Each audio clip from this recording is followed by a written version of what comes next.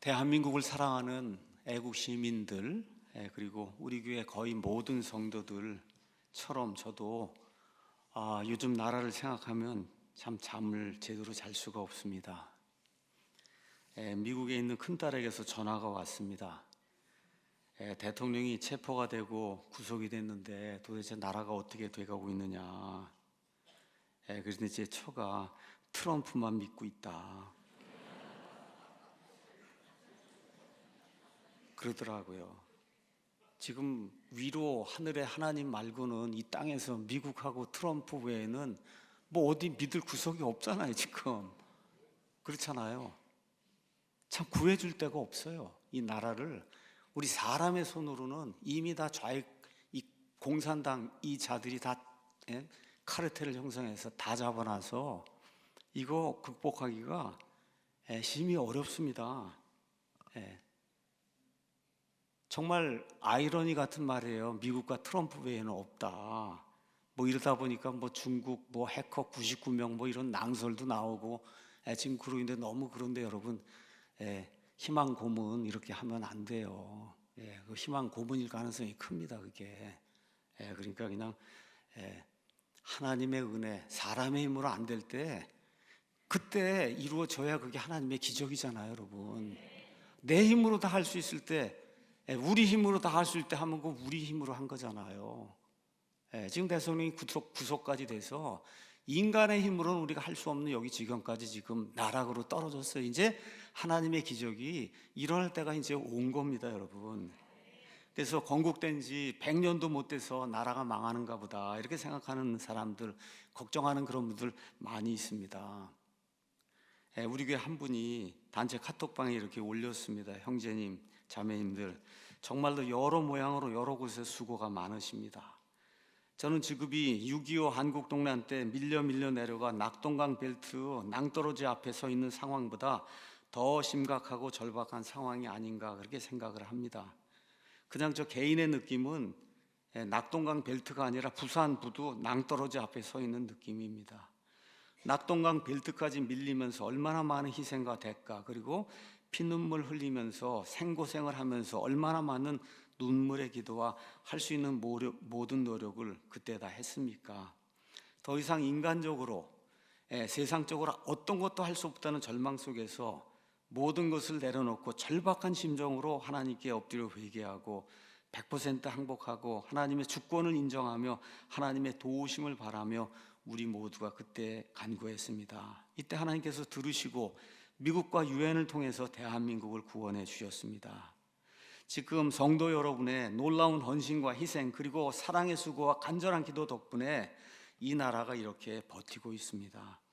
많은 국민들이 깨어나고 대통령과 국민의힘 지지도가 계속 올라가고 있습니다. 이 국민의힘 지지도가 아니에요. 이거는 그냥 대통령 때문에 할 수 없이 이거는 당이 아닙니다, 여러분. 뭐 어쩔 수 없이 지금 쓴 거예요. 그 국민의힘 지지도라고 썼는데 그냥 대통령 지지도 때문에 할 수 없이 그냥 끌려 올라가고 있는 거다. 정말 기적 같은 일입니다. 그러나 저들은 입법 독주를 멈추지 않고 매일같이 수많은 반 대한민국 법안을 발의하고 있습니다. 수도 없어요. 그냥 불법을 더하여 대통령을 결국엔 구속하고 하나님께서 성경적 가치관 위에 세워주신 자유 대한민국을 파괴시키는 일에 국회, 사법부, 법원, 헌재, 검찰, 공수처, 경찰, 심지어 군까지 혼연일체가 되어 하이에나처럼 사납고 악랄하게 찢고 뜯어먹고 있습니다. 우리의 노력으로는 이 거대한 악의 세력의 공격을 막아내고 저 세력을 물리칠 수 없는 그런 상황이 됐습니다.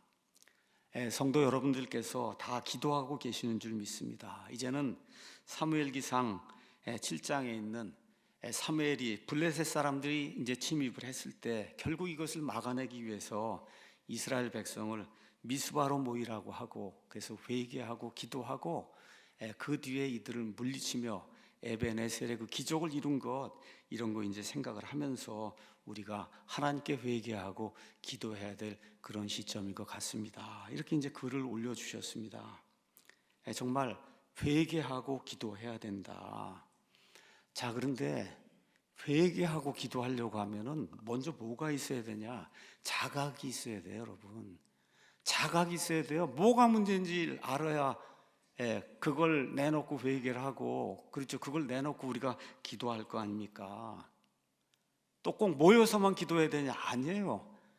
하나님은 우주 공간 모든 곳에 다 계시기 때문에 우리가 다 일자리가 있어서 일하러 나가야 되고, 맨날 교회에서 모여서 뭐 광화문 광장에 모여서 기도할 수 없어요.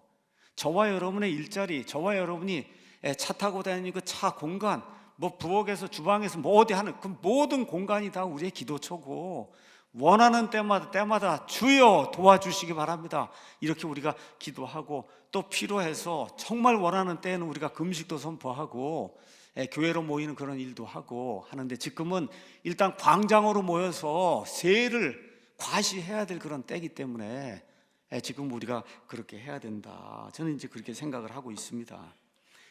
오늘 우리가 이사야서 1장 말씀을 읽었습니다. 지금부터 2700년 전 이사야 대언자는 본인이 살던 그런 시절, 그 시절에서 150년이 지나면 자기가 살던 유다라고 하는 나라가 망한다고 하는 그런 환상 계시를 하나님으로부터 받았어요. 한번 생각해 보세요. 지금 이렇게 평화롭게 잘 살고 있는데 150년이 지나면 이 나라가 망해서, 그래서 많은 젊은이들, 노인들 할 것 없이 다 1000km 다 말 그대로 포승줄 차고 그러고 포로로 바빌론으로 끌려간다, 이걸 하나님이 가르쳐 주셨는데, 이게 사람의 말이면은 거짓말일 수도 있겠다 이렇게 생각이 드는데, 그게 아니라 만군의 주가 말하노라 하고 여호와 하나님이 직접 말씀해 주신 거예요. 150년이 있으면 이 상태로 회개하지 않고 그대로 있으면 150년이 지나면 이 나라가 없어진다. 그 나라가 어떤 나라예요? 하나님의 선민, 아브라함의 자손, 그렇죠. 하나님의 율법을 받은 그런 사람들, 하나님의 성전이 있어서 예루살렘에 하나님이 친히 그 성전 안에 임하시는 그런 일을 경험하는 그런 나라인데도 불구하고 이대로 있으면 150년 지나면 이 나라가 멸망한다고 하는 이런 엄청난 하나님의 경고의 메시지를 받았습니다. 그래서 이거를 기록을 한 거예요. 기록을 했어요. 그래서 유다 왕국이 패망하기 전에 어떤 상태에 있는가를 기록을 한 거예요. 이 상태가 계속 지속이 되면 나라가 망한다, 하나님의 백성임에도 불구하고 망한다, 하나님이 계시는 성전이 있음에도 불구하고 망한다, 그거를 지금 이야기를 하고 있어요. 이것은 지금 종북 주사파 세력, 그 뒤에 있는 중국과 북한에 의해 언제 장악될지도 모를 대한민국의 상황을 그대로 보여주고 있습니다. 우리 대한민국 지금 이대로 나가면 그러면 곧 망합니다, 여러분. 곧 망해요. 오죽하면 대통령이 이대로 두면 나라가 망할 것 같으니까 온 몸을 지금 바쳐서, 그래서 지금 비상계엄을 선포하고 온 국민에게 경고를 보냈잖아요. 이대로 가면 죽는다, 그렇죠? 이런 일이 지금 생기고 있는 거예요. 자, 근데 하나님께서 이렇게 경고의 메시지만 준 게 아니라 이렇게 하면 너희가 살 수 있다, 살 수 있는 방안도 주셨어요. 역전이 될 수 있다, 이 방안도 주셨어요. 유다는 그것을 행하지 못해서 결국 망하게 됐지만, 저와 여러분이 살고 있는 이 대한민국, 이 대한민국의 특별히 교회, 목사, 성도들은 이 말씀을 기억을 하고 이 말씀에 있는 것을 참조해서 돌이킬 거를 돌이켜야 됩니다. 그래야 우리와 우리 자손들이 이 땅에서 예수님 오실 때까지 살 수가 있는 거예요. 그래서 오늘은 4절에 나와 있는 말씀, 죄 많은 민족, 불법을 짊어진 백성, 악을 행하는 자들의 씨, 대한민국, 회개하면 다시 살 수 있다, 이런 그 제목을 가지고 대한민국의 지금 상태가 어떤가, 그렇죠? 유다의 상태하고 비교해서 둘 다가 다 망하는 상태에 지금 놓여 있단 말이에요. 그럼 어떻게 살 수 있을까? 하나님이 무엇라고 말씀하시는가? 이거를 여러분에게 설교하려고 합니다. 여러분 아시는 것처럼 솔로몬 사후에 단일 왕국이 북왕국 이스라엘, 남왕국 유다로 이제 갈라지게 됐습니다. 그래서 북왕국 이스라엘의 맨 마지막에 누가 등장하느냐? 여로보암 2세라고 하는 이런 왕이 이제 등장을 했는데 살기가 좋았어요. 근데 여로보암 2세가 이제 죽은 이후에 얼마 지나지 않아서 북왕국 이스라엘이 아시리아 군대에서 침략을 받고 BC 721년에 나라가 없어집니다. 한번 생각해 보세요. 한 나라였는데 두 나라로 갈렸다가 그랬다가 하도 극심하게 하나님 대적하고 하다가 이 위에 있는 반쪽이 다른 나라에서 점령이 돼서 나라가 없어졌어요. 그러면 밑에 있는 하나님의 백성 이 유다가 이거 보는 거 아니에요. 보잖아요. 나라가 없어지는구나. 그렇잖아요. 예. 지금 이러한 때 누가 등장을 했냐? 히스기야가 이제 등장을 한 거예요. 언제 등장을 했냐? 이 위에 있는 북왕국 이스라엘이 망하기 5년 6년 전에 왕이 된 거예요. 그 경건한 왕이. 그래서 5년 뒤에 자기 눈으로 북왕국 이스라엘이 멸망하는 거를 히스기야 왕이 보니까 왕의 마음이 얼마나 어려웠겠어요. 힘들고. 그렇죠. 왕이 이 모든 걸 지금 짊어지고 나가야 되는데, 이 나라를 어떻게 지켜야 되는데, 다윗의 왕조를 지켜야 되는데, 메시아 왕조를 지켜야 되는데, 지금 위에 있는 게 지금 멸망하는 걸 눈으로 봤단 말이에요. 그러고 나서 어떤 일이 생겼냐? BC 721년에 북왕국 이스라엘이 멸망하고 나서 8년 뒤에 아시리아의 사네립이라는 왕이 드디어 유다를 침공하기 시작해서 예루살렘과 몇몇 도시를 빼고는 온 유다가 다 완전히 초토화되는 그런 일이 일어났어요. 말 그대로 풍전등화 같은, 지금의 대한민국과 같은 그런 상황이 경건한 왕이 살던 히스기야 시대에 일어났는데, 그러한 시대에 하나님께서 이사야 대언자를 보내서 유다 왕국의 상태가 어떤지를 보여주고, 그리고 하나님이 말씀하세요. 내가 너에게 재앙을 주려고 하는 게 아니라 평안을 주려고 하는 거다. 깨닫고 자각하고 죄가 무엇인지 깨닫고, 그리고 돌아와야 된다. 돌아와야 된다. 그렇게 이야기하는 거예요. 이제 오라, 우리가 함께 변론해보자. 하나님 말씀하시는 겁니다. 너희 죄들이 주홍같이 붉을지라도 눈같이 희게 될 것이요, 진홍같이 붉을지라도 양털같이 되는 그 일이 이루어지려면 어떻게 되냐? 너희가 기꺼이 순종을 해야 된다. 하나님 그렇게 말씀을 해주시는 거예요. 경고를 주실 뿐만 아니라 이거를 해결할 수 있는 구제책도 동시에 우리에게 주고 있는 겁니다. 자, 말씀드린 대로 여기 이사야서 1장은 남왕국 유다에, 지금부터 2700년 전에 남왕국 유다에 일어났던 그런 일입니다. 1차적으로는. 근데 저와 여러분이 성경을 읽을 때는 무엇이든지 전에 기록된 것은 우리의 배움을 위해 기록이 됐으니까 이걸 읽고는 어디에 대입해야 돼요? 내가 살고 있는 대한민국. 그렇죠? 크게는 대한민국, 작게는 우리 교회, 더 작게는 내 가정, 더 작게는 나. 이렇게 대입을 해야 이 말씀이 우리 안에서 일을 하는 거잖아요. 그 먼 나라 2700년 전에 그게 나하고 무슨 상관이 있어? 이러면 안 되는 거예요. 그래서 신약 성경만 읽으면 안 되는 거예요. 신약과 구약 성경이 다 하나님의 말씀이에요. 무엇이든지 전에 기록된 게 이 구약 성경, 특별히 저와 여러분이 국가를 유지하기 위해서, 좋은 가정을 유지하고 사회를 유지하기 위해서 어디를 봐야 되냐?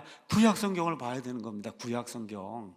그렇죠? 인간의 이야기, 왕국의 이야기, 가정의 이야기들, 왕들의 이야기를 지금 다루고 있으니까 우리가 올바로 된 국가를 유지하기 위해서 구약 성경을 봐야 돼요.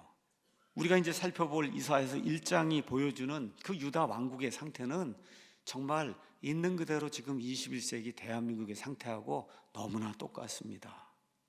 자, 1장 1절에 가서 보니까 유다 왕 우시아와 요담과 아하스와 히스기야 시대에 아모스의 아들 이사야가 유다와 예루살렘에 관하여 본 환상계시다. 이렇게 이제 되어 있습니다. 우시아, 요담, 아하스, 히스기야, 이때부터 나라가 쇠퇴하는 쪽으로 기울기 시작하는 이런 때예요. 맨 마지막 부분이에요. 우시아는 52년 동안 통치했는데 좋은 왕이었지만 스스로 제사장 노릇을 하려다가 나병 환자가 됐어요, 왕이. 그래서 아들이 대신 통치하게 돼요. 그 아들의 이름이 요담입니다. 선한 사람이에요. 22년 동안 통치를 했는데 그때 저 북쪽에 아시리아라고 하는 대국이 일어납니다. 대국이 일어나요. 자, 요담의 아들로 성경에 나오는 아주 사악한 왕 중에 하나 이름이 누가 있냐? 아하스라고 하는 이런 왕이 있어요. 거의 아시리아의 속국이 돼서 성전을 폐쇄합니다. 하나님께 예배 드린 데가 성전인데 성전을 폐쇄하는 그런 일을 이 악한 왕이 저질러요. 근데 또 하나님께서 묘하게도 그 악한 왕의 아들 히스기야를 왕으로 삼아 주시는 거예요. 알 수가 없습니다, 여러분. 알 수가 없어요. 자, 그래서 히스기야가 선한 왕이 돼서 42년 동안 유다를 통치하고 백성을 하나님께로 돌리려고 애를 쓰는데 안 됩니다. 이게 안 돼요. 너무 굽어지면 그럼 이걸 다시 바로 세우는 게 힘든 거예요. 자, 그래서 이 당시에 이제 이사야 대언자가 여기 나와 있는 4명의 왕 시대를 겪으면서 50년 동안 하나님의 말씀을 대언했어요. 국제적으로 혼동의 시기예요. 그러니까 여기 나와 있는 아시리아가 중국이라고 보시면 돼요, 여러분. 그냥 아주 간단한 거예요. 우리 대한민국을 유다라고 보고, 아시겠죠? 그렇게 보시고, 그 다음에 아시리아가 와서 지금 침략하는 이거를 중국하고 북한으로 이렇게 딱 놓고 그냥 보시면은 상황이 그냥 똑같은 거예요. 국제적으로 아주 혼동의 시기에, 혼동의 시기. 자, 그런데 성경이 이야기하는 이 유다 왕국의 가장 큰 문제는 어디에 있냐? 외부 세력이 침략하는 데 있는 게 아니라 내부 백성의 문제가 있는 거예요. 내부에 있는 왕과 제사장과, 그렇죠, 하나님의 말씀을 제대로 가르쳐줄, 지금식으로 얘기하면 목사들, 대언자들과, 그렇죠, 그 다음에 이들의 가르침을 받는 백성. 그래서 예레미야 대언자는 3P를 얘기하는 거. 3P, 프리스트, 그렇죠, 제사장, 프로핏, 대언자, people, 백성, 이 셋이 다 부패했다는 거예요. 이 3P가 다 부패하면은 나라가 망하는데 지금 그런 일이 지금 여기서 발생을 하고 있는 겁니다. 하나님이 원하시는 거, 하나님께서 내가 너희를 이집트 속박의 집에서 구출해낸 주 너희 하나님이다 라고 하시면서 하나님이 10가지 명령, 10계명을 주시잖아요. 그 명령 중에 제일 큰 게 뭐예요? 주 하나님 외에 다른 신을 섬기면 안 된다. 나만이 유일한 신이고 나머지는 다 우상, 그렇죠, 목석으로 만든, 사람이 만든 그런 우상단지인데 거기 가서 절을 하면 어떻게 하느냐. 하나님이 그걸 첫 번째 명령, 두 번째 명령으로 주시고 그렇게 하면 안 된다고 이야기하시고, 그리고 백성들이 그렇게 하겠습니다 하고 이집트 탈출 이후에 시내에 나가서 하나님하고 굳게 언약을 맺었어요. 하나님의 아들, 딸이 됐어요. 또 다른 식으로 하나님의 아내가 됐단 말이에요. 근데 바람을 피우는 거예요.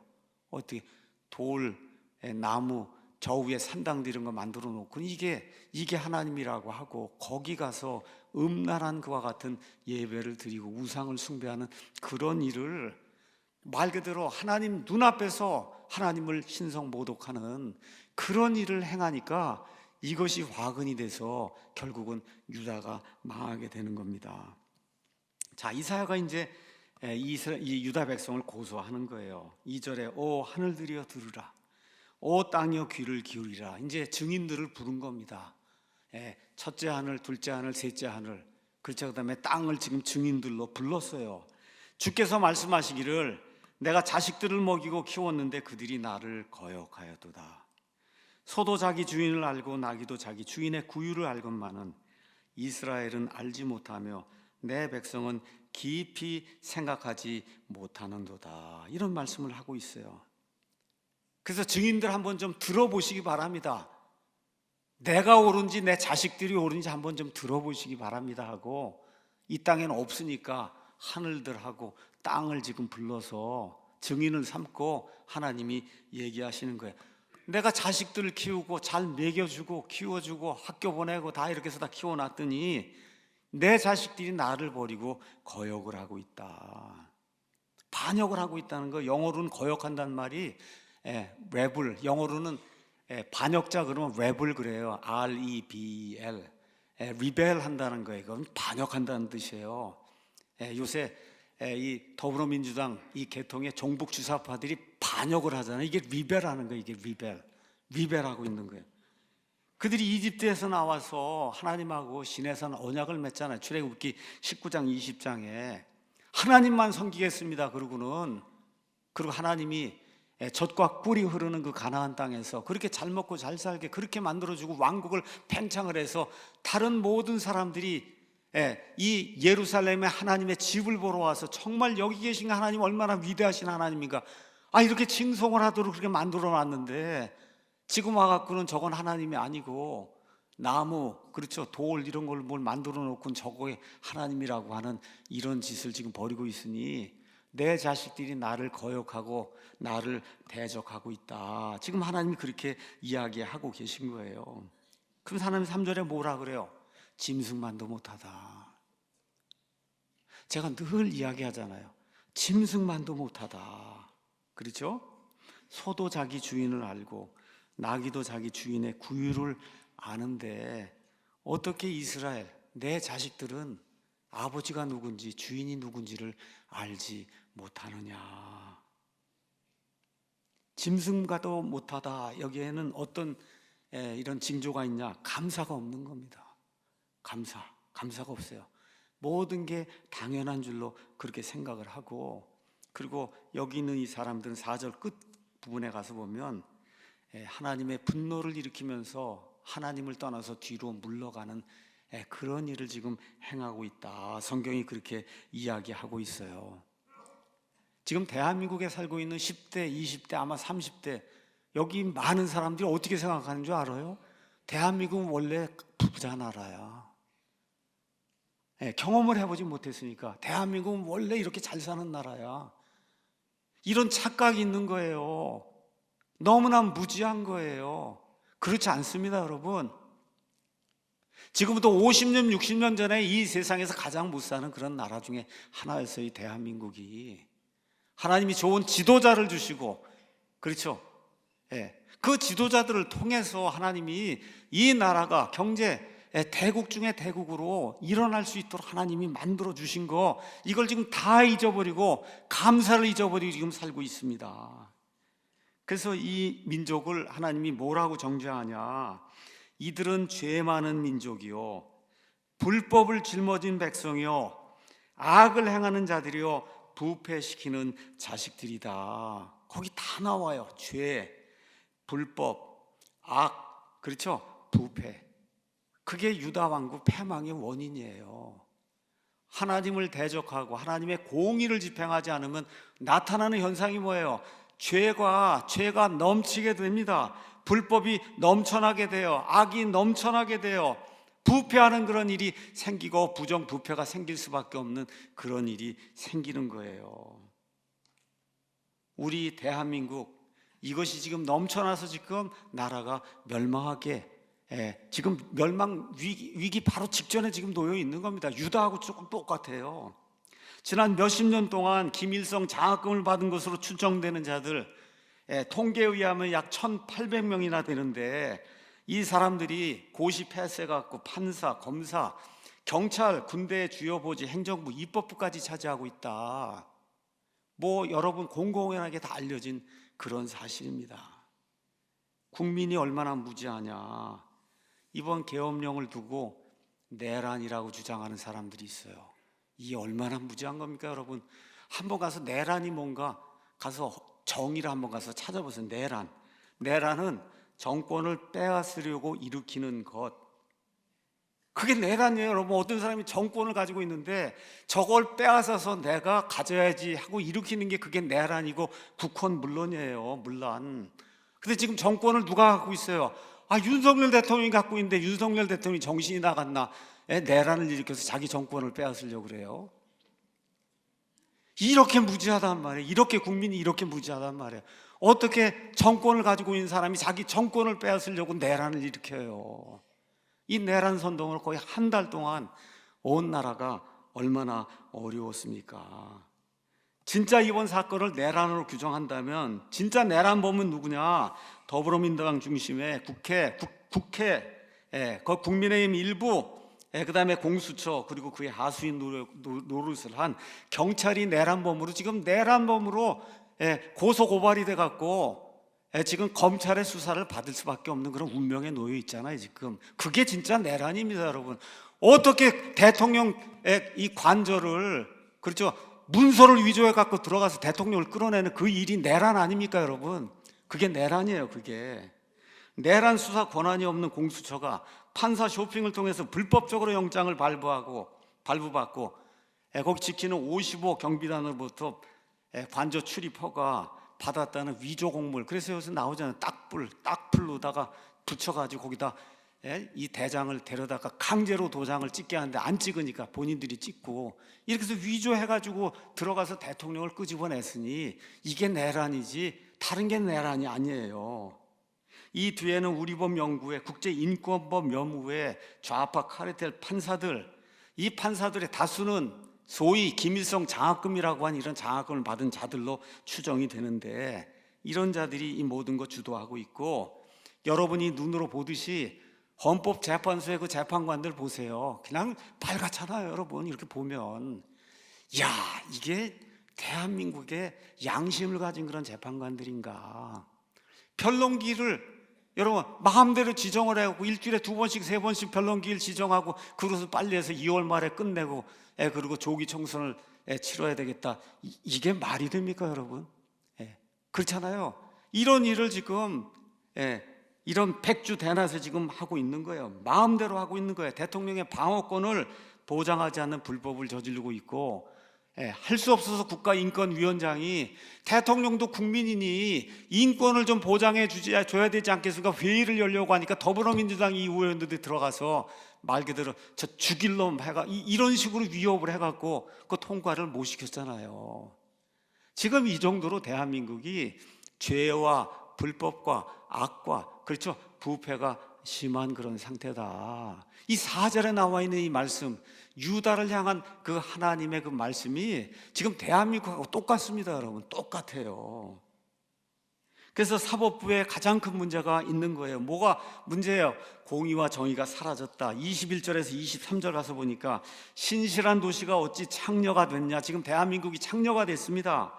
그것은 판단의 공의, 재판관들이 판단할 때 공의롭게 재판하던 그런 도시였는데, 의가 그 안에 머물렀는데, 참 의로운 일들을 하는 그런 일들이 그 안에 머물렀는데 이제는 살인자들 뿐이니라. 여러분 유다에 대한 고소가 대한민국 지금 사법부하고 똑같잖아요. 여러분 내 은은 찌꺼기가 되었고 내 포도즙은 물이 섞였어요. 여러분 포도즙을 100%를 가져다 팔아야지 양을 늘리려고 거기다가 물을 집어넣으면 안 되잖아요.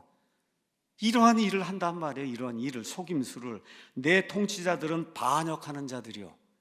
대한민국 상황 똑같아요. 내 통치자들, 사법부에 있는 판사들의 다수가 반역하는 자들이요. 도둑들의 벗들이며. 참 성경이 2700년 전에 도대체 어떻게 이거를 알고 대한민국에 이렇게 딱 맞는 말씀들을 하나님 주시는지 알 수가 없어요. 내 도둑들의 벗들이며 모든 자가 뇌물을 사랑하고 보상을 따라가고 있다. 이게 하나님의 말씀이에요. 근데 이렇게 되면 어떻게 돼요? 나라가 망합니다. 이렇게 되면 나라가 망하는 거예요. 자, 이렇게 되니까 5절 6절에 이 유다라고 한 나라가 어떻게 됐냐? 너희가 어찌하여 더 많이 맞으려 하느냐? 이제 돌아와야 되는데 계속 뒤로 빼는 거야. 싫습니다. 안 가는데 하나님께 안 돌아갑니다. 너희가 더욱더 반역하려 하느노다. 그러면서 이 유다의 상태가 온 머리는 병들고 온 마음은 기진하며 발바닥부터 머리까지 그 안에 성한 곳이 없이 상처와 멍과 골문 종기뿐인데도 너희가 그것들을 꿰매고 싸매며 향유를 발라 아픔을 달래지 못하였도다. 머리끝부터 발끝까지 성한 데가 하나도 없다는 겁니다. 머리끝부터 발끝까지. 우리 대한민국 상황이 좀 똑같지 않습니까? 그렇죠? 그래서 사람의 관점에서는 나라가 부흥하는 것 같아요. 세계 7대 경제 대국이 되고, 유다도 그때 괜찮았어요. 사는 게. 백성이 형통하는 것 같지만 하나님의 눈으로 보면 머리끝부터 발끝까지 다 완전히 상처투성이, 그렇죠? 상처투성이, 성한 데가 하나도 없다. 지금 하나님이 그렇게 이야기하는 거예요. 들어줄 사람이 없으니까 누구를 불렀어요? 하늘들 좀 들어라. 그렇죠? 땅, 지구야 좀 들어라. 지금 이 유다의 상태가 이렇다고 하나님이 이야기하고 있습니다. 대언자가 이런 거 지적을 하고, 예레미야도 나중에 지적을 하고 하면 그 당시 특권층, 제사장, 그 다음에 백성들, 대언자들은 이런 대언자들을 조롱했어요. 조롱했어요. 하나님 심판이 어디 있냐? 그런데 이렇게 대언자들이 지적한 게 그 당시도 사실이고 지금 이 시간에도 사실입니다. 여러분 잘 아시는 것처럼 이번 윤석열 대통령 비상계엄의 그 원인은 선거관리위원회 부정선거 의혹에 있다. 이제는 아주 그냥 부정선거가 뭐 KBS, 뭐 MBC, 뭐 SBS 할 거 없이 그냥 뭐 공중파 방송, 헌법재판소에도 그냥 매일 나오는 게 지금 부정선거잖아요. 부정선거. 이제 맘도 놓고 얘기해도 아무 문제가 없어요. 유튜브에도 딱지, 노란 딱지도 안 붙어 이제는. 부정선거가 뭐 이제 너무 그냥 보편화된 그런 말이 돼가지고 여러분 우리가 2020년에 21대 총선을 했고 2024년 22대 총선을 했어요. 근데 이상한 현상이 발생하잖아요. 어떤 현상이 발생합니까? 이상하게 사전투표 그거는 더불어민주당이 무조건 우세한 거예요. 거의 모든 지역에서. 그렇죠? 그 다음에 당일 투표는 그래도 국민의힘이 우세하고 자 이렇게 이제 하다 보니까 사전투표율에서 당일 투표율을 빼면은 민주당은 전국 거의 모든 지역에서 11%에서 13% 플러스가 나오고 반대로 국민의힘은 마이너스 11%에서 마이너스 13%가 나와요. 자, 그래서 2024년 4월 10일 그 투표, 이때 이제 그 결과를 분석해 보니까 총 3,551개 행정동 가운데 더불어민주당은 3,405개 행정동에 후보를 냈는데 그 가운데 3,344개 행정동에서 사전투표수가 당일 득표수보다 많은 거예요. 그러니까 더불어민주당은 선거했다 그러면 98% 모든 행정동에서 사전투표 득표율이 높게 나오는 거예요. 더 놀라운 거는 서울, 부산, 대구, 인천, 대전, 울산, 세종, 경기도, 제주도에서는 100% 모든 행정동에서 사전투표가 민주당에게 얼마에 100% 유리하게 나오는 거예요. 꼭 빼면 얼마에 11에서 13%가 높게 나오는 거예요. 꼭 국힘 다음은 11에서 13%가 낮게 나오고 이런 일이 어떻게 가능하냐 이런 일이. 근데 이 일이 이번에 2024년도에만 일어난 게 아니라 2020년에도 일어났어요. 그날 다 이기는 줄 알고 아침에 잠 푹 자고 일어났더니 다 바뀌어 있더라고 2020년에. 그래서 그날 여기 가서 보면 이게 언제 거냐 2020년 5월 자료입니다. 2020년 5월에 조선일보에 최보식이라고 하는 그런 사람이 가서 누구하고 이야기를 했냐 서울대학교 통계학과 원로교수 박성현이라고 하는 원로교수에게 가서 물어봤어요. 아니 어떻게 이런 일이 가능하냐. 사전투표 결과는 통계적으로 이해가 안 된다. 여기 평생 통계를 가르친 그것도 서울대학에서 통계를 가르친 그 다음번 얼굴도 한번 보여주죠. 이 교수님이 은퇴했는데 기자가 들고 간 거예요. 아니 어떻게 투표를 하면 사전투표에서는 무조건 민주당이 그렇죠? 그 다음에 이길 수가 있습니까? 그렇게 이제 이야기한 거예요. 그랬더니 이분이 뭐라고 이야기하느냐 그런 일은 있을 수가 없는 일이다. 있을 수가 없다는 거예요. 이 통계학과 평생 통계를 가르친 그분이. 자, 그래서 이런 일들 우리가 기억을 해야 돼요. 이런 일이 2020년에도 일어나고 2024년에도 일어났는데 그 전에는 안 일어났어요. 2016년에는 그 전에는 안 일어났으니까 문재인 대통령 할 때 그때부터 이런 동일한 일이 계속해서 일어나고 있는 거예요. 그러니까 통계학과 교수들 이렇게 딱 보면 저도 뭐 공과대학에서 늘 데이터만 다루는 사람이 딱 이렇게 보면 이건 일어날 수가 없는 일이지 어떻게 이런 일이 가능한가. 여러분 이게 샘플이 한 100개 정도면 일어날 수 있어요. 근데 샘플이 하나 선거 할 때마다 10만이 넘어요. 10만이 넘기 때문에 여론조사할 때 몇 명 가지고 해요? 1000명 가지고 하는 거예요, 여러분. 1000명. 그거 가지고 뭐 어쩌고 저쩌고 얘기하는데 지금 10만 명 샘플을 가지고 하는데 어떻게 이런 일이 일어날 수가 있습니까? 자, 이렇게 엄청난 선거 부정 이런 의혹이 일어나니까 2020년 4월 15일 총선 끝나고 난 다음에 선거 무효소송, 선거 부정선거 소송이 126건이 일어난 거예요. 여러분 126건 300명을 뽑는데 300명 가운데 126명 거기에서 이거 투표에 문제가 있으니까 조사를 해 주십시오. 퍼센티지는 얼마입니까? 42%가 전국 국회의원 뽑는데 42%가 이건 문제가 있습니다. 대한민국 역사상 정말 전무후무한 이런 선거 무효 소송 이런 것들이 이제 나타나게 된 겁니다.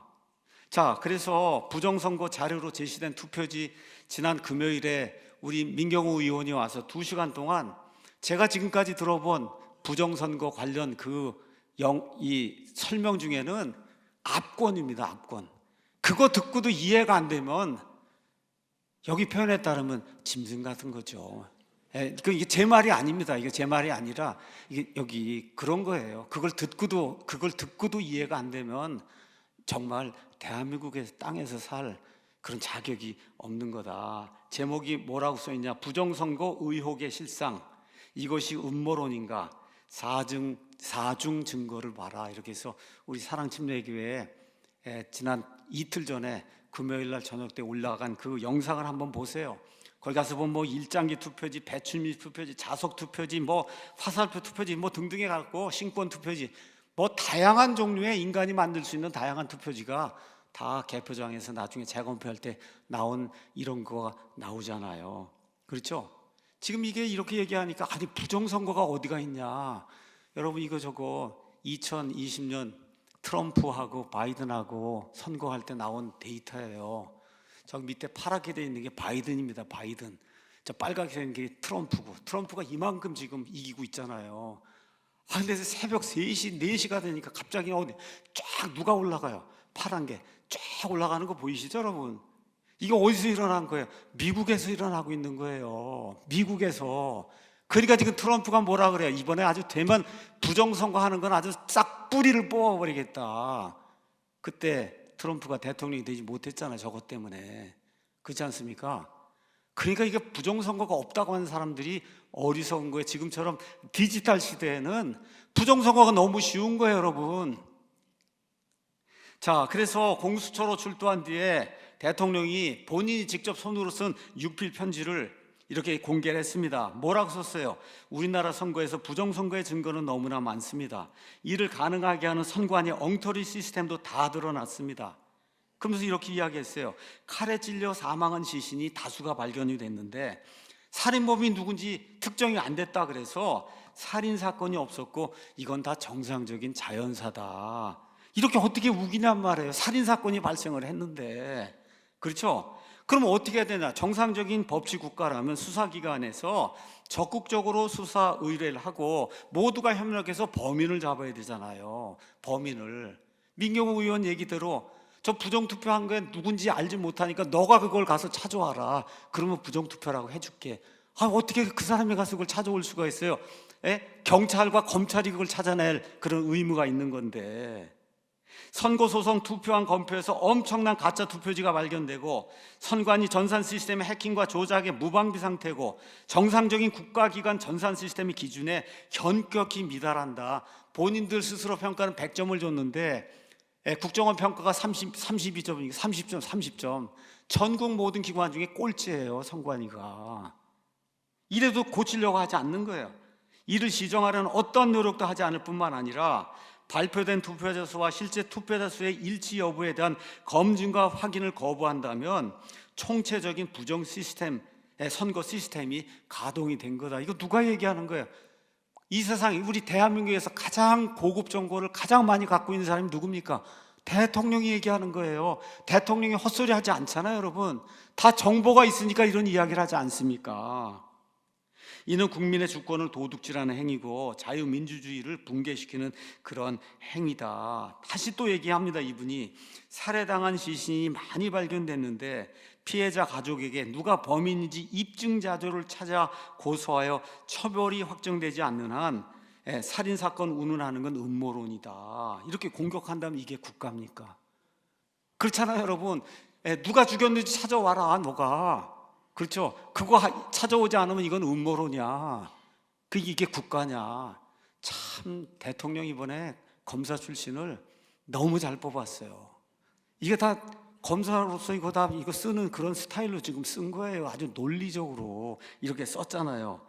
그러면서 뭐라고 얘기하냐? 투개표 부정과 여론조사 조작을 연결시키는 부정선거 시스템은 이를 시도하고 추진하려는 정치 세력의 국제적 연대와 협력이 필요함을 보여준다. 대한민국 안에서 몇 명이 이거 조작해서 될 일이 아니다. 그게 누구예요? 그게 중국 공산당이라는 겁니다, 여러분. 말은 하지 않았지만. 그래서 국민 여러분께서 또 한 번 얘기해요. 살인범을 특정하지 못해서 살인사건을 음모론이라고 우기는 여론 역시 투개표 부정선거 시스템의 한 축을 구성하는, 여론도 똑같다는 거예요. 조중동 똑같다는 거예요. 이걸 지금 대통령이 2년 반 이상 대통령 직무를 수행하는 가운데 뼈저리게 느낀 거예요. 도저히 이건 안 되겠구나. 근데 민경호 의원이 얘기한 게 있어요. 2020년에 180석 차지했어요. 이번에 192석 차지했어요. 다음번에 해서 200석 넘어가면 이 나라는 끝나는 거예요. 이 나라는. 그러니까 지금 막지 못하면 더 이상 부정선거는 못 막고 맨날 11% 13% 해서, 그래서 200명이 넘어가면 이 나라는 공산화가 되는 겁니다. 자연히. 이거를 깨달아 알 수 있도록 이번에 경종을 울려준 거예요. 그래서 2030 아이들이 이번에 깨닫고 정신을 차리고 진짜 나라를 사랑하는 사람은 대통령밖에 없구나 하고, 그리고 지금 뛰어나오는 이런 놀라운 극적인 반전이 지금 일어나고 있는 거예요. 이런 것은 음모론이 결코 아니라는 거 여러분에게 이제 말씀을 드립니다. 자, 7절 9절 가서 보면 이렇게 하나님이 경고를 주고 돌이키라고 하는데도 돌이키지 않으면 너희의 나라는 황폐하게 되고 너희의 도시들은 불에 탔으며 너희의 땅은 너희 눈앞에서 낯선 자들이 삼킴에 낯선 자들이 뒤엎은 것 같이 황폐하게 되었고, 쭉 이야기하면서 그래서 소돔과 고모라 같이 된다. 지금 이거는 과거 시제로 표현했어요. 이건 뭐냐? 150년이 지나면 이렇게 될 거라고 하나님이 이미 내다보시고 그렇게 지금 적어 놓으신 거예요. 그러면서 이 유다 사람들이 제일 듣기 싫어하는 그런 말이 소돔과 고모라입니다. 소돔과 고모라. 그러니까 소돔의 치리자들아, 하나님이 너희 소돔의 유다를 다스리는 이 사람들은 소돔의 치리자라는, 여러분 소돔이 얼마나 악한 도시인지 아시죠? 주의 말씀을 들으라. 그러면 치리자만 그러냐? 백성도 똑같으니까 너희 고모라의 백성들아, 우리 하나님의 법에 귀를 기울일지어다. 이렇게 경고를 주고 알려주고, 심지어 지금 대통령은 사실은 그리스도인이 아니에요. 아님에도 불구하고 이 의인을 써서 이렇게 나라에 경종을 주는데도 성도들이 깨닫지 못하면 그러면 소돔과 고모라 같이 될 수밖에 없다고 하나님 말씀이 우리에게 지금 이야기하고 있는 겁니다. 자, 그런데 더 큰 문제가 있는 거예요. 더 큰 문제가, 주께서 말씀하시느니라 너희의 수많은 희생예물이 내게 무슨 소용이 있느냐? 나는 순양의 번제 헌물과 살진 기름의 기름으로 배가 부르며 수소나 어린 양이나 순염소의 피를 기뻐하지 아니하노라. 너희가 내 앞에 나타나러 올 때 누가 이것을 너희 손에서 요구하였느냐? 단지 내 뜰을 밟을 뿐이니라. 다시는 헛된 봉헌물을 가져오지 말라. 분향은 내게 가증한 것이요 월삭과 안식일과 집회로 모이는 것을 내가 견딜 수 없나니 곧 엄숙한 모임 그 자체가 불법이니라. 내 혼이 너의 월삭과 정해진 명절들을 미워하나니 그것들이 내게는 괴로움이니라. 그것들을 감당하기에 내가 지쳤느니라. 이게 무슨 얘기예요? 소돔과 고모라 그 백성들처럼 행하는데도 겉으로는 어떻게 해요? 하나님께 예물을 드리러 오고, 지금식으로 얘기하면 주일 성수하러 오고 11조 헌금 드립니다 그러고 오고, 그렇죠? 예배 드립니다 그러고 온다는 거예요. 근데 하나님 뭐라 그래요? 더 이상 하지 마라. 내가 아주 지쳤다. 더 이상 이런 종교놀이 하지 마라. 너희 내 앞에 이렇게 와서 하고는, 그리고 집에 가서 어떻게 해요? 바알을 섬기고 집에 가서 산당에 있는 목석을 섬기지 않느냐? 마음은 거기 가 있는데 그냥 있으면 죽지요. 왜 그래요? 이게 신정국가이기 때문에 안 하면 안 되잖아요. 그러니까 죽지 않기 위해서 오는데 내가 도저히 이걸 더 이상 받아들일 수가 없다. 지쳤다. 하나님이 그렇게 이야기하고 있는 겁니다. 나라가 망하는데 지금 이 시간에 교회들이 무슨 일을 하고 있는지 한번 보시기 바랍니다. 교회들이 무슨 일을 하고 있냐? 아무것도 안 해. 잠만 자고 있어요. 옛날에 구영재 선교사님이 늘 하시던 이야기가 있습니다. 아파트가 있어요. 아파트 그 안에 방이 250개가 있어요. 이게 다 교회입니다. 교회예요. 아파트가 저 위에서부터 해서 반으로 지금 짜게져서 무너지려고 하는데 각 방에 있는 사람은 그냥 나 좋다 그러고 편하다 그러고 지금 그러고 있는 거예요. 아파트가 무너지면 어떻게 돼요? 250개 방이 다 와르르 하고 다 무너지잖아요. 그렇지 않습니까? 지금 대한민국이라는 이 아파트가 지금 완전히 지금 반쪽에 나서 지금 갈라지려고 하는데 우리 교회는 괜찮아. 그렇죠? 우리 교회 가서 예수님이 세상을 사랑하시고 여러분 사랑하십니다. 예수님 여러분에게 복을 주실 겁니다. 자식들이 여러분 이런 설교가 어떻게 나옵니까? 지금 이 시국에. 그렇지 않습니까, 여러분? 아니 어떻게 목사가 돼서 여기 와서 있는 사람들에게 특별 새벽기도 나오십시오. 아이들이 잘 되고 그렇죠? 자동차가 고장이 나지 않고 여러분 잘 먹고 잘 살 수 있습니다. 이런 설교가 어떻게 나와요, 여러분? 지금 이런 시국에 어떻게 해야 돼요? 지금 나라가 반쪽이 나고 있으니 반쪽이 나면 여기는 250개 모든 교회가 다 망하게 되니 우리가 회개하고 돌이키고 하나님 앞에 나가고 할 수 있는 사람은 광장에 가서 대한민국의 자유를 지키기 위해서 우리 다 같이 나갑시다 해야 그게 정상적인 교회고 정상적인 목사고 정상적인 성도 아닙니까, 여러분?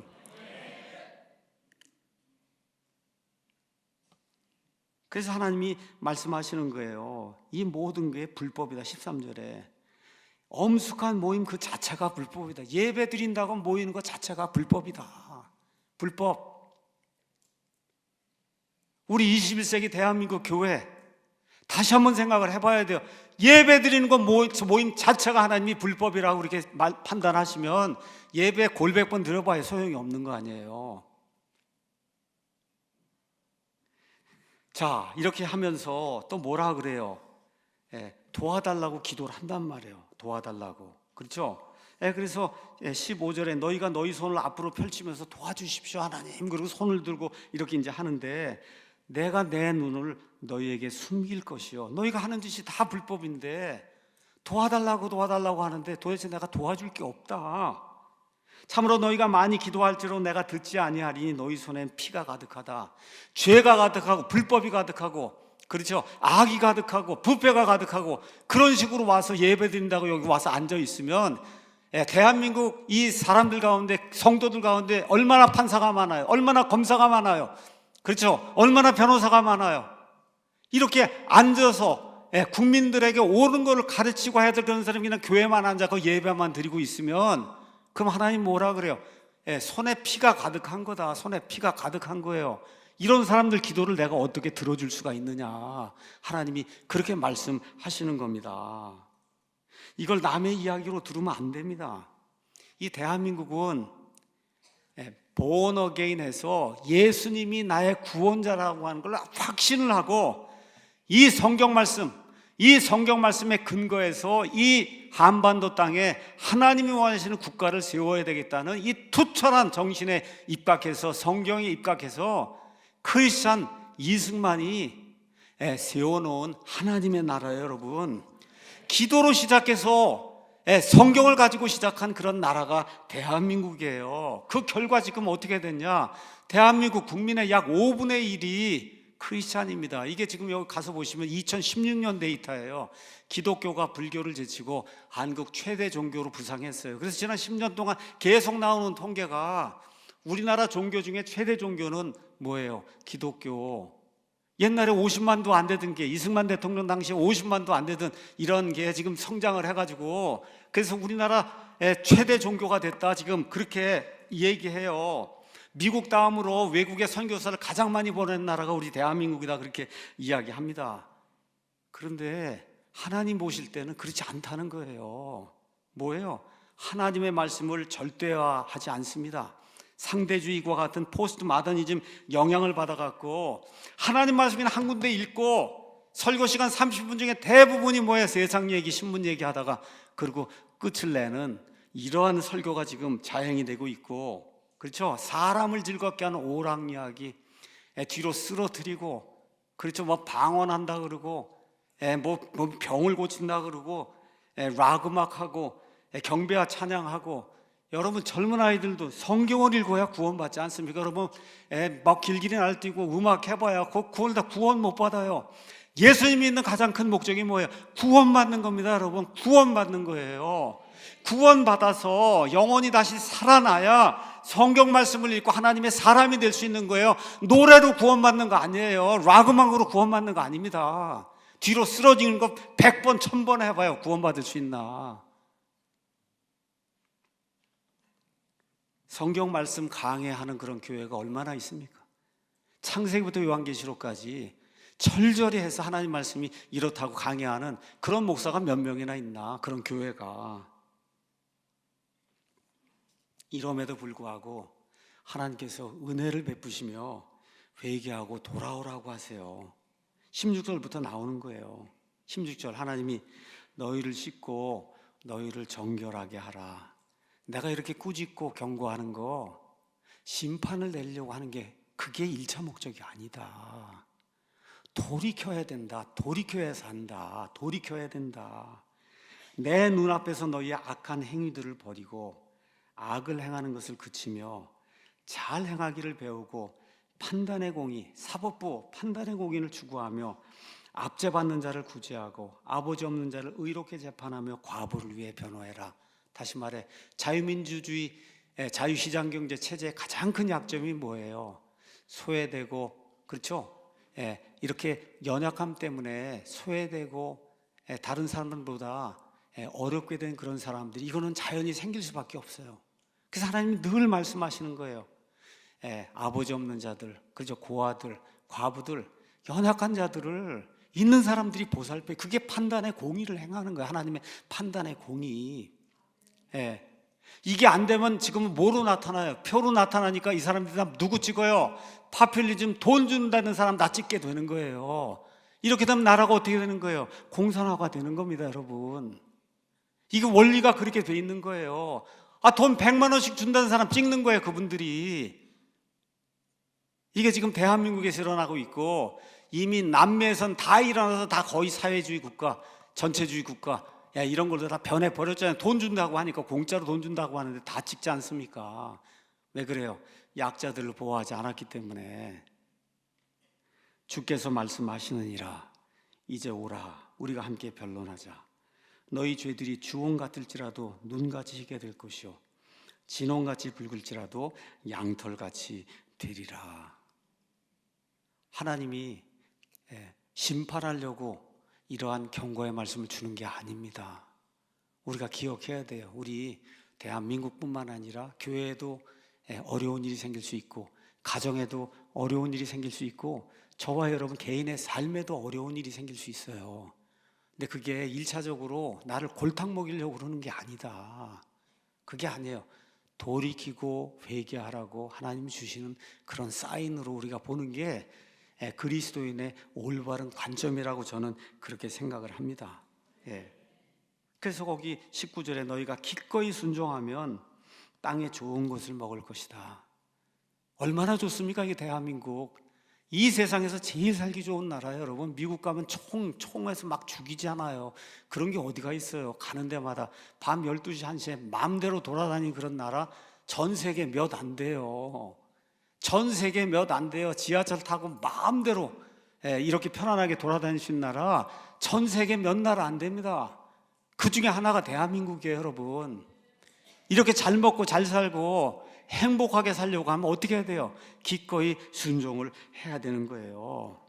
근데 하나님이 또 한 번 얘기합니다. 그런데 너희가 거절하고 거역하면 칼에 삼켜질 거다. 어떻게 돼요? 중국에 먹히는 수밖에 없어요. 중국에. 하나님 마지막으로 방점을 찍죠. 주의 입이 그것을 말하였느니라. 이거 대언자 이사야나 누구 사람의 말이 아니라 내 입이 직접 이거를 말하였다. 하나님이 그렇게 말씀을 하고 있습니다. 결론의 말씀 드리겠습니다. 나라가 망하기 전에 징조들이 성경에 자세히 나와 있습니다. 죄, 불법, 악, 부패 이런 것이 나라에 가득하면 그러면 그 나라는 망한다고 되어 있습니다. 사법부, 입법부, 경찰, 검찰, 공수처 등 이런 정부 기관들이 다 썩어서 판단의 공의, 옳고 그른 거 이거를 제대로 집행하지 못하고 불법을 의롭다고 하고, 그렇죠? 올바른 거를 그르다고 이야기하고 이렇게 되면 그 나라는 반드시 망한다고 하나님 이사야 대언자를 통해서 말씀해 주셨어요. 그 나라는 소돔과 고모라와 같이 된다. 현 시대의 대한민국이 바로 그런 상태예요. 4절 6절 아 슬프다 이들은 죄 많은 민족이요 불법을 짊어진 백성이요 악을 행하는 자들의 씨요 부패시키는 자식들이로다. 그들이 주를 버리고 이스라엘의 거룩하신 분의 분노를 일으키며 물러갔도다. 너희가 어찌하여 더 많이 맞으려 하느냐. 너희가 더욱더 반역하려 하는도다. 온 머리는 병들고 온 마음은 기진하며 발바닥부터 머리까지 그 안에 성한 곳이 없이 상처와 멍과 골문 종기뿐이다. 이게 우리 대한민국의 현실이고 2700년 전 유다의 현실이에요. 그럼에도 불구하고 아직 희망이 있습니다. 아직 희망이 있어요. 저는 이번에 탄핵 사태가 적어도 당분간은 대한민국을 살리는 이러한 반전의 기회가 되리라고 믿습니다. 가장 중요한 게 뭐냐? 20대, 30대 젊은 아이들이 다 돌아오고 있잖아요. 이게 가장 큰 소망인 겁니다, 여러분. 여기에 반전이 없으면 그냥 망하는 거예요, 그 나라.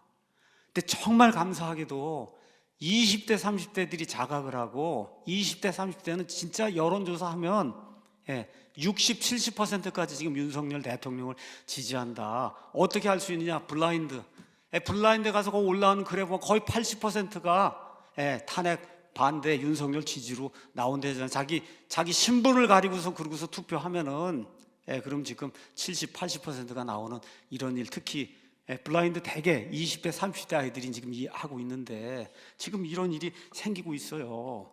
그래서 소망이 있는 겁니다. 또 우리 대한민국의 성도님들도 이번 기회에 많이 계몽이 되시리라고 믿어요. 그래서 이번에 대통령이 다시 복귀가 되고 뭐 정 안 돼서 다른 사람이 또 해서 또 자유우파에서 누가 나온다 해도 우리가 해야 될 게 있어요. 회개해야 될 거 반드시 반공교육을 시켜야 됩니다. 초등학교부터 시작해서. 그리고 모든 공무원들은 서약서 쓰게 해야 돼요. 종북주사파 안 하겠습니다, 공산주의 따르지 않겠습니다 하고 해서 아주 서약서를 써야 됩니다. 모든 공무원들은 이거 하지 않으면 나라 못 지켜요, 여러분. 공무원들 다 그렇게 해야 되는 거예요. 교사들도 마찬가지고. 더 좋으면 아니면 동성애 낙태 다 반대한다 여기까지 하면 좋겠지만 그것까지는 하지 못하고 나라를 지키는 거, 그걸 위해서 그래서 종북주사파, 그 다음에 종중, 그 다음에 이 공산주의 사회주의는 제가 따라가지 않겠습니다. 서약을 다 받아야 될 줄은 난 그렇게 생각을 합니다. 그것뿐만 아니라 근본적인 변화는 교회 안에서 일어나야 돼요. 왜 그러냐? 이 나라는 뭐 때문에 부흥했어요? 교회 때문에 부흥한 거예요. 이 나라가 어떻게 개화가 됐어요? 교회 때문에 개화가 된 거예요. 이 나라가 어떻게 잘 살게 됐어요? 미국이라는 기독교 국가 때문에 잘 살게 된 거예요, 여러분. 그러니까 교회 안에 근본적인 변화가 일어나야 이 나라가 확실하게 다시 설 수 있습니다. 그래서 어떻게 해야 돼요? 성경을 가르쳐야 돼요. 락 음악 하는 거 다 때려치우고 그리고 성경을 가르쳐야 됩니다. 성경, 하나님 말씀을 가르쳐야 되고 온전하게 보존된 하나님의 말씀이 있다는 거, 인간의 세상 버리고 진화론 같은 거 다 버리고 동성애 낙태 다 버리고 좌익 목사들 다 쫓아내고 이렇게 이제 해서 이 교회 안에서 부흥이 일어나야 되는 거예요. 하나님의 성품은 사랑만이 아니라 하나님의 근본적인 성품은 공의와 거룩함입니다. 그래서 공의와 거룩함을 51%, 사랑을 49%, 이런 밸런스를 가지고 교회에서 가르쳐야 그래야 이 대한민국의 근본적인 변화가 일어날 수 있는 거예요.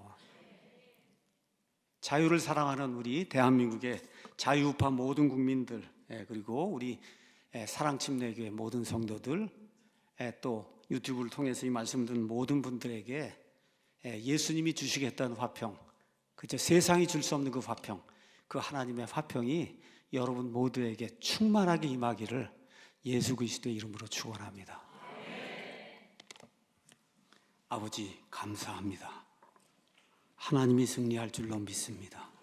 정의가 승리할 줄로 믿습니다. 대통령에게 지혜와 결단력, 용기 주시고 예수님을 만날 수 있도록 도와주시옵소서. 예수 그리스도의 존귀하신 이름으로 기도하옵나이다. 아멘.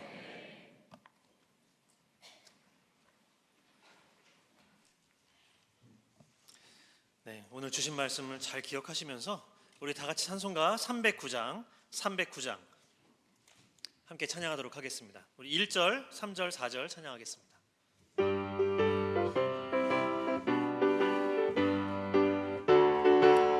우리 힘있게 함께 찬양하겠습니다.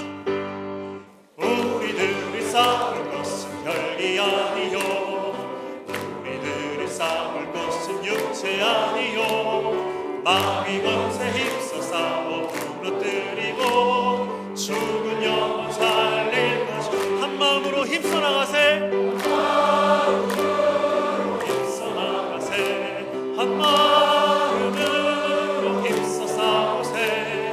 마귀들의 군사들과 힘써 싸워서 승전 나팔을 이기까지. 악한 마귀 죄가 우리 강할지라도 우리들의 대장 예수 앞서가시니 두려움 없이 용기 있게 힘써서 최후 승리 얻을 때까지. 아멘. 한 마음으로 힘써 나가세. 힘써 싸우세. 한 마음으로 힘써 싸우세. 마귀들의 군사들과 힘써 싸워서 승전 나팔을 이기까지. 죄악 속에 빠진 사람 죄를 위쳐 십자가에 달린 예수 믿기만 하면 위태한 데 빠진 영혼 구원 얻어서 천국 백성 될 것이로. 아멘. 한 마음으로 힘써 나가세. 한 마음으로 힘써 싸우세. 마귀들의 군사들과 힘써 싸워서 승전 나팔을. 한 마음으로 힘써 나가세. 한 마음으로 힘써 나가세. 한 마음으로 힘써 싸우세. 마귀들의 군사들과 힘써 싸워서 승전 나팔을 이기까지. 아멘. 감사합니다. 예배를 모두 마쳤습니다. 오늘은 식사를 하실 때 연수구, 중구, 동구, 미추홀구, 계양구, 부평구 성도님들께서 한 15분 정도 잠시 대기하셨다가 천천히 질서 있게 식사하시면 되겠습니다. 오늘 설거지 인원이 조금 많이 부족한 것 같습니다. 우리 형제님들 중에 몇 분께서 설거지 인원 한 3분 정도만 들어가서 오늘 협조해 주시면 감사하겠습니다.